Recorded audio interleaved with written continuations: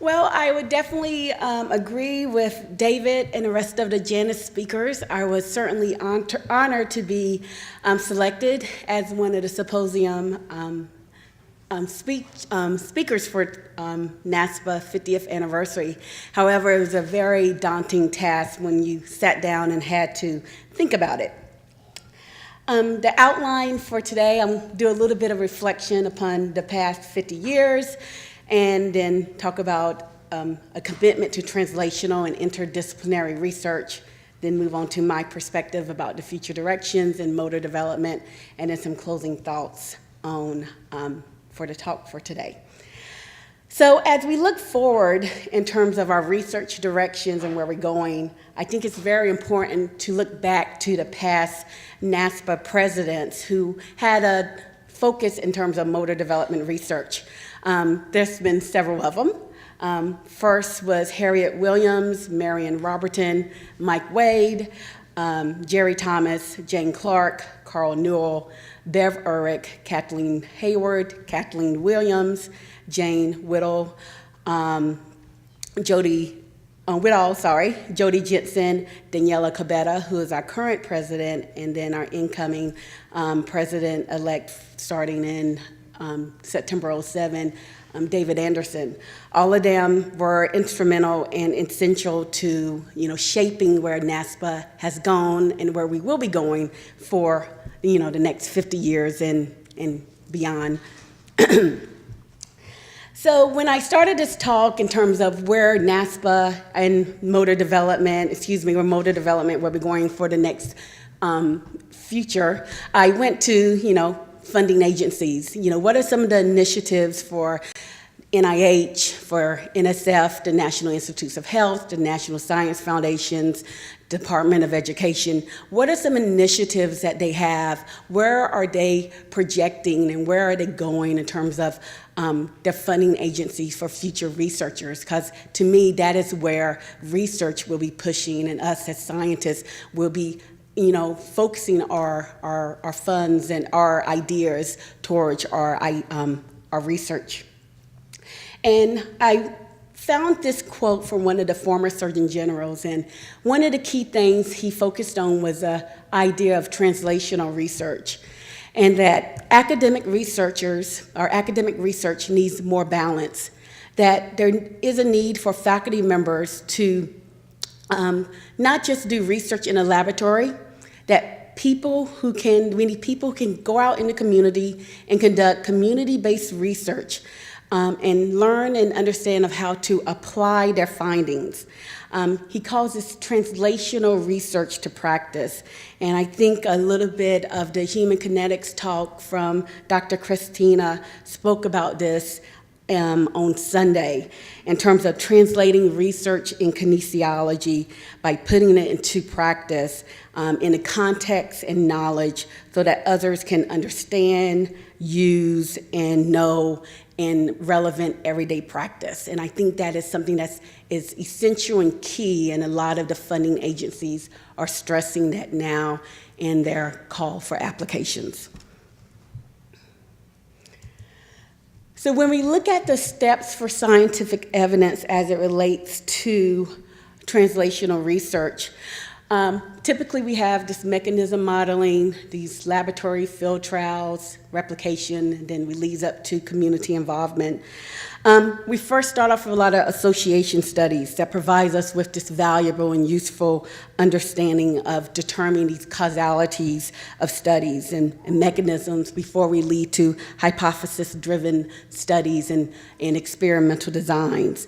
Once we understand that, we move up the chain of field test and laboratory testing in community trials or clinical trials. Next, the key is to start replicating. Take those findings and we replicate it in various settings, diverse populations, do studies in children and elderly populations and diverse samples. However, sometimes we tend to get stuck in doing observational or cross-sectional studies down here at the bottom of the little chart. But a key is that we want to make sure that we push forward and we translate into disseminating our work, practicing our work, and evaluating our work. Because the key is, I think if you attended a motor development session, some of the work that Jackie mentioned, Dr. Goodway in Wales, is changing policy and implementing policy change. That is something that a lot of the funding agencies are stressing and encouraging. They want it to be sustainable and lasting over time, which is quite difficult to do. They want our work to be meaningful and impactful. How does your work translate is a question that they often ask. Can your work be disseminated? How can your work be put into practice? How can it be evaluated for effectiveness? And how can it be sustained? And ultimately, how can it affect policy change? So those are some questions that us as a society, as a discipline, as researchers need to ultimately consider and think about moving up and thinking of dissemination, evaluation, and putting into practice our research, getting beyond the lab, the laboratory, the clinical settings of our population, and putting it into practice. One of the key things for that translational and interdisciplinary translational research is, we have to ask the high impact and innovative questions. And often that does not happen in isolation with just one researcher. It requires an interdisciplinary approach, which usually is a team of individuals: health behavior psychologists, allied health professionals, child developmentalists, educators, statisticians, the list goes on. We need to collaborate with individuals. And it's not just individuals from outside of your department and outside of your school. When I was looking at examples of a NASPRA member who has an excellent example of this, and she's not attending today, is Deborah Rose, who is the director of the Center of Successful Aging at Cal State University, Fullerton. This is the Center for Successful Aging that supports a healthy aging program. And then with this program, it supports educational, research, and service activities. This mission is to promote health and vitality and reduce falls in the elderly population. With this, the goal is to conduct interdisciplinary research on issues of healthy aging. It has a professional training program for both students and healthcare practitioners who works with older populations. It offers a variety of health and psychological functional assessment programs, and it has a range of community accessibility programs for wellness. It works with and collaborates with various state agencies to promote policy changes and advocacy programs for nationwide advocacy for the aging population. So I think this is a great example of how they translate their research and also put it into practice for a NASPRA member of our society. But also, as David mentioned, and Mike, in terms of within our organization, we all are here because we do love science. We can continue to work within our society of our disciplines of motor development, sports and exercise science, motor learning control, of answering these innovative, high-impact questions of us actively engaging in various works with neuroscience, motor development, and sports and exercise psychology. And that is something that we're doing now as we are moving forward in terms of how our worlds are converging together. Oops, sorry. As our worlds are converging together in terms of a science. And I think that is something that we will continue to do as we move forward in terms of our future research activities. So in terms of some of the future directions, as it relates to research direction for motor development, I remember when I was a doc student, probably about 12 years ago, I met Kathy Williams, and I was telling her about what I wanted to explore as a researcher, and I said I wanted to explore children, and she said, well, Leah, remember, I don't know if she's in the room today, oh, there she is. Remember, you're going to get old. And we are. And we see that the trends in the United States on this chart, the dark blue shows the developed population, and the lighter shades are the dark blues developed countries, the light blue is developing countries. This shows that the US and the world population, that we are growing rapidly in terms of 1950, the top chart on the far side is 1980. The bottom chart are the projections for 2050. So our populations in the US and the world are rapidly increasing. But not only our population in the US and the world are rapidly increasing, in the US specifically, we are living a lot longer. So one of the special populations that I think is an area of interest and a topic of future directions for the area of motor development is aging populations, because this is growing and increasing at a rapid rate. Current numbers support that on average, that in the US, there, for individuals 65 and older, it is projected that by 2050, we will have 81 million individuals aged 65 or older in the United States. Currently, there are 37 million, and they say that our current health system does not have the researchers, the practitioners to help support this population. So that tells me that this would be an area of research need, this would be an area of healthcare need in the coming years. Same trends are also true for worldwide. Worldwide, the average lifespan is expected to extend by another 10 years by 2050. So for all of our international collaborators, the same trends are still there. Other areas, I think, for special populations that are of interest according to funding agencies that are predicted to be increasing over the years is concerns relating to veterans. That is probably more specific to here in the United States. Amputees is something that is of concern. In the US, currently there's about 1.6 million individuals who are affected by amputations or have prostheses. However, we are not sure the actual number, since those numbers are just non-civilian. Those numbers are just civilians. We don't, the DoD, Department of Defense, do not release the numbers of individuals who are in the military. So the number is probably higher.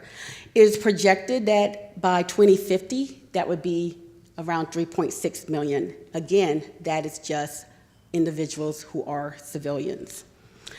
I believe special needs population, as Jane Clark was mentioning in the talk on Sunday, atypical individuals, individuals with disabilities, at-risk populations, intellectual disabilities. These are individuals where we as researchers can serve as advocates for. We can take our translational research that we put into practice, we can help to inform policy and to impact change over time. I think an excellent example of that can be some of the work that has been done by the URICs with the treadmill walking protocol that they have done. This protocol has been used to help parents who have Down syndrome to use a treadmill in their home to help infants walk earlier with who normally would not if they did not have this type of protocol. This line of research used a clinical trial to improve a protocol to maximize outcome. They determined the appropriate type of practice on walking gait. They tested the application on a population. They replicated it in different conditions to determine the long-term benefits. And then eventually they disseminated it for it to be used in practice to help shape policy and then to help influence the lives of families. So another example of translating research to practice that as researchers, we should be committed to helping our research inform others. With advancements in technology, we now can understand, no longer have to guess what's happening in the brain as it relates to movement.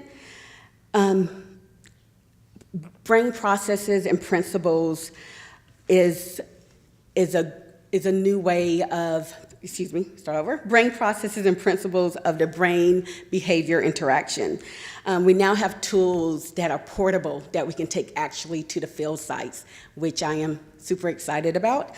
We have portable FNIR equipment, so no longer have to have a child come to a lab setting to look at brain activities in a clinical setting. We can now take that portable FNIR out to our intervention site to actually see it while we're doing a motor skill program.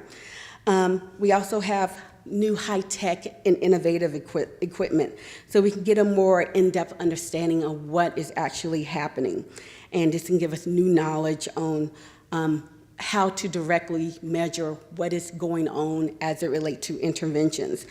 David showed some of that with his neuroplasticity work of what is occurring.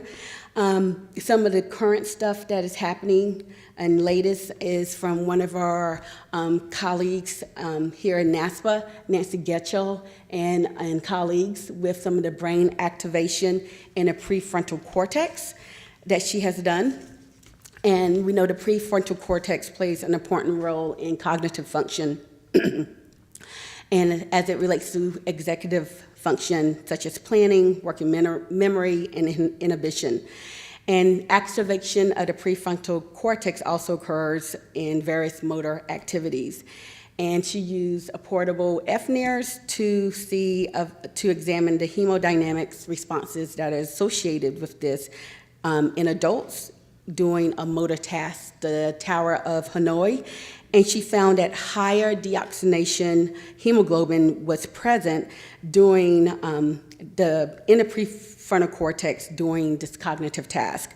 So now they're in a process of replicating these findings in children with DCD to see replicating this in children and various populations, and typical and atypical, to advance this field forward. And again, as the tools increase, we can then have more questions to tease out what specific type of intervention. Is it a fitness intervention, a motor skill, or physical activity that leads to advances in cognitive development? Answering the question of the benefits of various types of programming on learning, as expanding on some of Katarina Peace's work and other work relating to the benefits of physical activity and movement on various forms of learning. The next area of, I think, enormous potential that will definitely need interdisciplinary collaboration is this gene-environment interaction, or epigenetics. This is a big push from NIH, is understanding our DNA and how epigenetics, which refer to our gene expression, and how various environmental factors are changing our genetics and our DNA.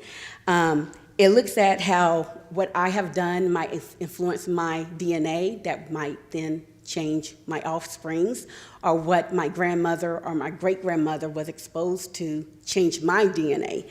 And I think this is going to be one of the interesting things that might alter or change how we do interventions in the future, and how we could change or shape and learn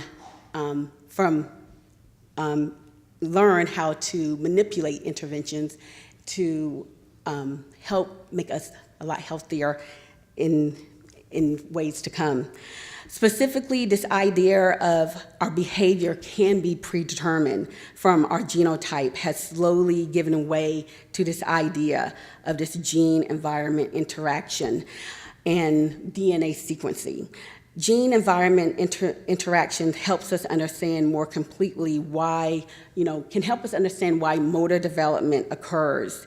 It gives us an understanding maybe of why various diseases are happening or various conditions might occur. Why might a child be exposed to muscular dystrophy or be at risk of autism or be characterized as having developmental coordination disorder?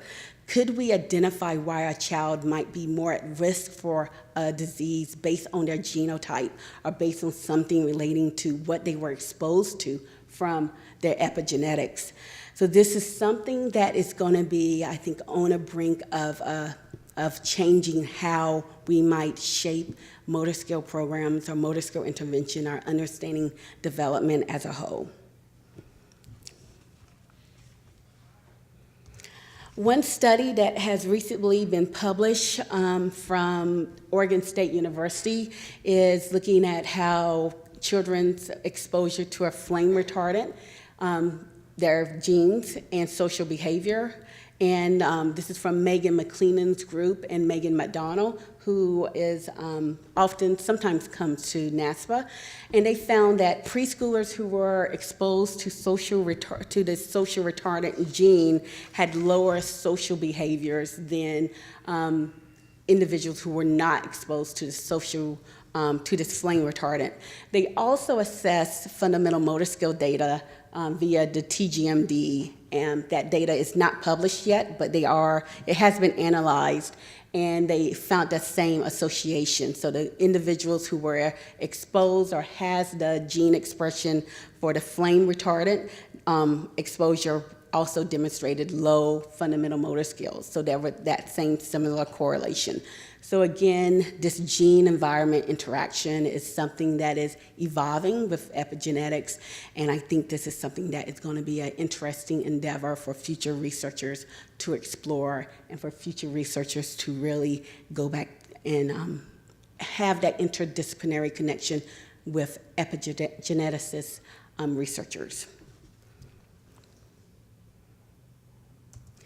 The next area of research that I think will continue to grow goes back to what David mentioned and what a lot of the motor development sessions talked about today, was something that I think really was one of the most seminal papers in the past 10 years in motor development research.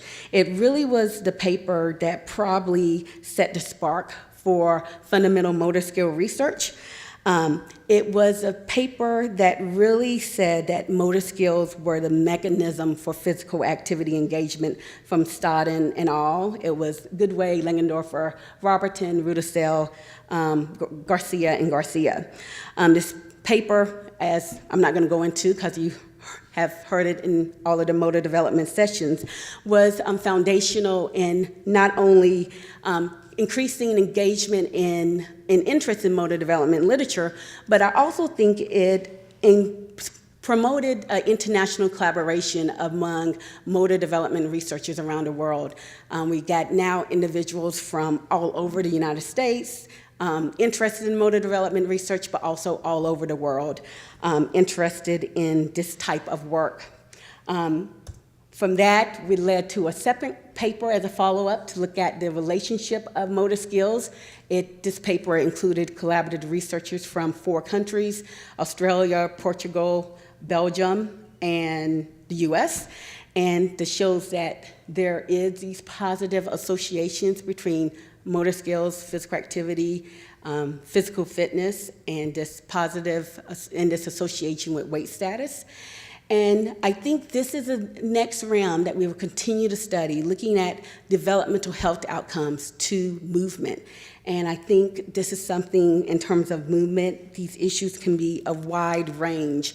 One issue or area that my lab has explored is examining self-regulation. And that's just one outcome. And I think it can be a gamut. One could be social-emotional or social-emotional development in young children. I think from the paper, we also realized we need more experimental and longitudinal studies. How does motor skills develop over time? What are the sustainability of these interventions over time? We need to examine the effects on different health outcomes and different developmental outcomes.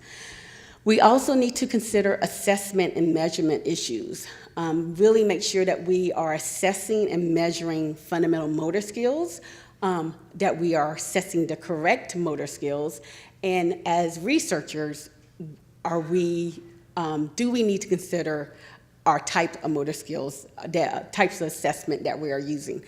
Do we need a skill that goes across the lifespan, since the ones that we tend to use at a certain age period?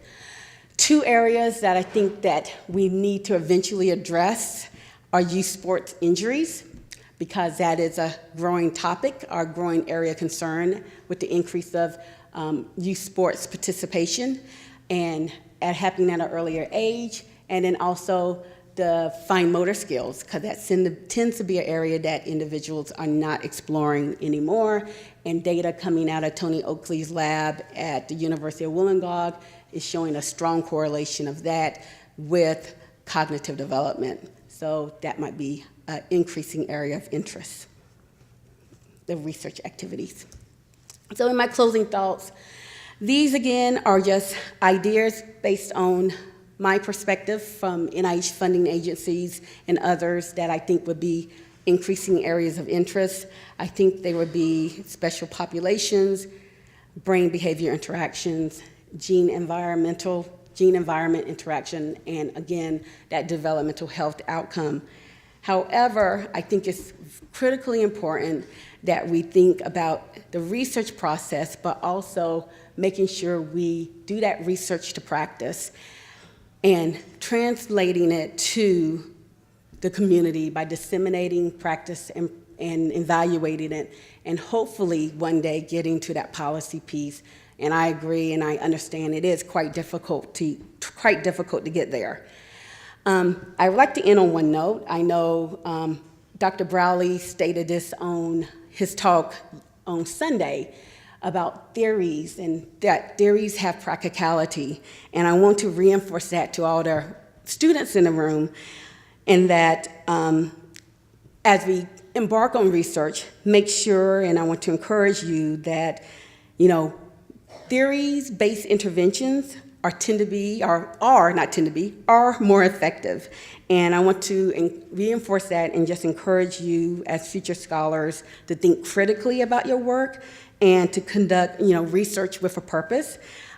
This is one time where kinesiology as a discipline has never been the most recognized, and we just really need to make sure that we take advantage of this opportunity as a science and put forth the best effort and ensure that we are going to make sure that we research and put our research into practice. So thank you, and I look forward to the next 50 years.